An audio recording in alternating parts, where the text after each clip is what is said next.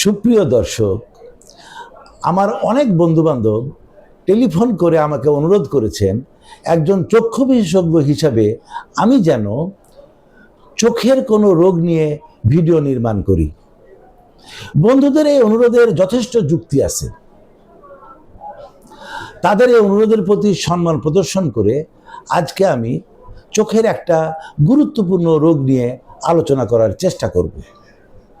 রোগটা হচ্ছে বাচ্চাদের চোখের দৃষ্টির স্বল্পতা বা বাচ্চাদের চোখের চশমার প্রয়োজনীয়তা।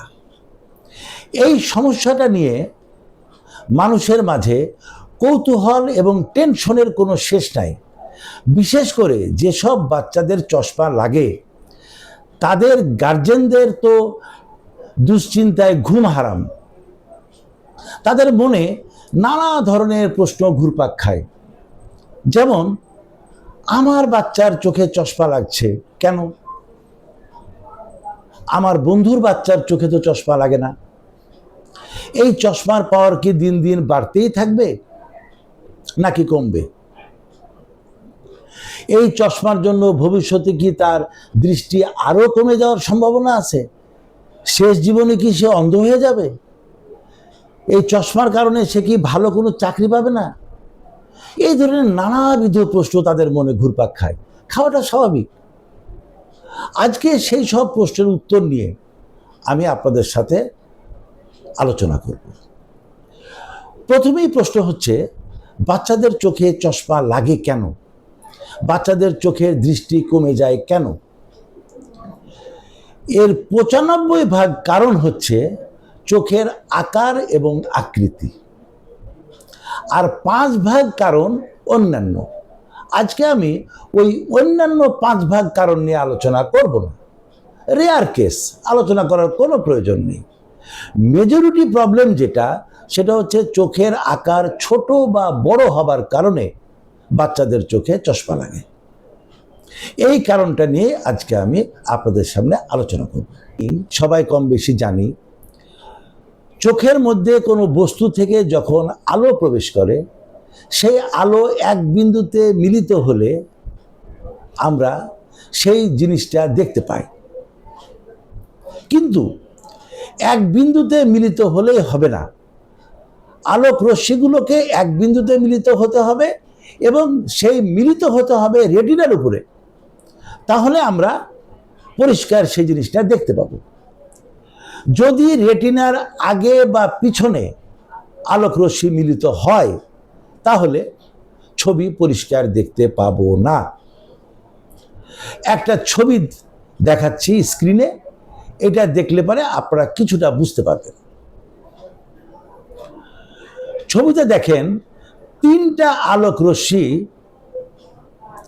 চোখের মধ্যে প্রবেশ করে এক বিন্দুতে মিলিত হয়েছে, 3টা রেখা, এবং মিলিত হয়েছে কোথায়? একটা বৃত্তাকার রেখার উপরে।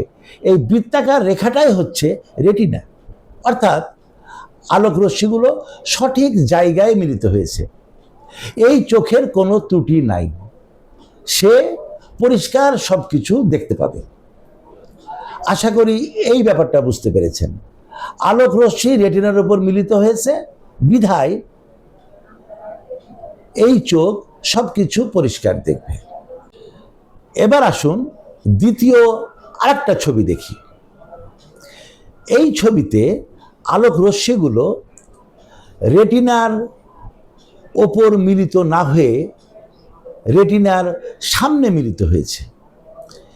এই বাচ্চা কিন্তু সবকিছুই ঝাপসা দেখবে, কারণ আলোক রশ্মি মিলিত হওয়া উচিত ছিল রেটিনার উপর, কিন্তু সেটা রেটিনার সামনে মিলিত হওয়ার কারণে সে পরিষ্কার কোনো কিছু দেখতে পাবে না। এখন প্রশ্ন হচ্ছে, আলোক রশ্মি রেটিনার সামনে মিলিত হলো কেন? কারণ ওই বাচ্চার চোখ স্বাভাবিক চোখের চেয়ে আকারে একটু বড়। এখন এই চোখের চিকিৎসা আমরা কিভাবে করব? এই বাচ্চার চোখে যদি আমরা সঠিক মাইনাস পাওয়ারের একটা চশমা লাগিয়ে দেই তাহলেই কিন্তু আলোক রশ্মিগুলো রেটিনার উপরে পড়বে। তখন বাচ্চা পরিষ্কার দেখবে। কিন্তু পাওয়ারটা কিন্তু সঠিক হতে হবে, এটা মাথায় রাখতে হবে। এবার আসুন তৃতীয় আরেকটা ছবি দেখি। এই ছবিতে খেয়াল করেন, আলোক রশ্মিগুলো মিলিত হয়েছে এক বিন্দুতে, ঠিক আছে, কিন্তু সেটা মিলিত হয়েছে রেটিনার পেছনে। কেন? কারণ এই বাচ্চার চোখ স্বাভাবিক চোখের চেয়ে আকারে ছোট। এই বাচ্চাও কিন্তু সবকিছু ঝাপসা দেখবে। এই বাচ্চার চোখের ত্রুটি আমরা কিভাবে দূর করব? এর চোখে সঠিক প্লাস পাওয়ারের একটা চশমা যদি আমরা দিতে পারি, তাহলে এই বাচ্চা কিন্তু সব কিছু আবার পরিষ্কার দেখবে। এখন প্রশ্ন হচ্ছে, এই বাচ্চার চোখের পাওয়ার কি বাড়তেই থাকবে, নাকি কমে যাবে, নাকি স্থির থাকবে? আসলে এই কথাগুলো শক্তভাবে উত্তর দেওয়া মুশকিল। তবে সাধারণত বাচ্চাদের শরীর বৃদ্ধির সাথে সাথে চোখও বৃদ্ধিপ্রাপ্ত হয়, তাই চশমার পাওয়ার বাড়ার সম্ভাবনাই বেশি। তবে স্থিরও থাকতে পারে, কোনো কোনো ক্ষেত্রে কমতেও পারে। এ ব্যাপারে ডাক্তারদের খুব একটা ভূমিকা নাই। তবে যে সমস্ত বাচ্চাদের চশমা লাগে, তাদের অভিভাবকদের উচিত বছরে অন্তত একবার তার বাচ্চার চক্ষু বিশেষজ্ঞদের দিয়ে পরীক্ষা করানো। যদি পাওয়ার পরিবর্তন হয় তাহলে পাওয়ার ঠিক করে নেওয়া যাবে, আর যদি দেখা যায় আগের পাওয়ারই ঠিক আছে, তাহলে ওই চশমায় আবার 1 বছর সে ব্যবহার করতে পারবে। এখন প্রশ্ন হচ্ছে, এই বাচ্চাটা কি আজীবন চশমা ব্যবহার করবে? মোটেই না। 20 বা 21 বছর বয়সের পরে এই বাচ্চার চোখে একটা ছোট্ট অপারেশন করলেই তার কোনোদিন আর চশমা ব্যবহার করতে হবে না। এটা অপারেশন বললেও আসলে কিন্তু এটা অপারেশন না। এখানে কোনো রক্ত বের হবে না, কাটা ছেঁড়া হবে না, এমনকি ইনজেকশন দিয়ে অবশ্য করতে হবে না। এই কাজটা পুরোটাই করা হবে আলো দিয়ে, যাকে আমরা লেজার বলি। এটা করে নিলে বাচ্চার আর চশমা ব্যবহার করার প্রয়োজন পড়বে না। আমার মনে হয় গার্জেনরা এখন কিছুটা হলেও সান্ত্বনা পাচ্ছেন। আমার চেম্বার থেকে যখন কোনো বাচ্চার অভিভাবক চশমার প্রেসক্রিপশন নিয়ে বের হন,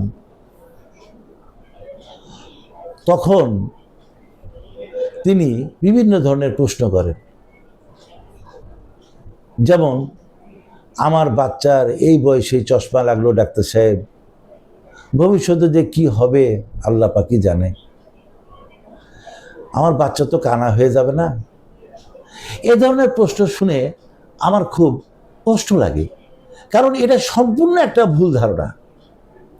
আপনি নিয়মিত যদি আপনার বাচ্চার চেক আপ করান, তাহলে কোনোদিনও আপনার বাচ্চার চোখ খারাপ হবে না। আর 21 বছর পরে ল্যাসিক অপারেশন তো আছেই, তাহলে আপনি কেন মন খারাপ করে আমার চেম্বার থেকে বের হয়ে যাবেন? বিষয়টা আমার জন্য খুব কষ্টদায়ক, কিন্তু হাতে পর্যাপ্ত সময় না থাকার কারণে আমি ওনাকে বিস্তারিত বুঝাতে পারি না। আজকে আমি একটা ছোট্ট উদাহরণ দিয়ে বিষয়টা পরিষ্কার করে আপনাদের সামনে বুঝিয়ে দেব। চশমার ত্রুটি কোনো ত্রুটিই না, যেটা নিয়ে আপনাদের দুশ্চিন্তার কোনো শেষ নাই। যেমন ধরেন, আপনার শহরে একটা বিশাল রাজনৈতিক মিটিং হচ্ছে। ঢাকা থেকে বড় বড় নেতারা সেই মিটিং এসেছেন।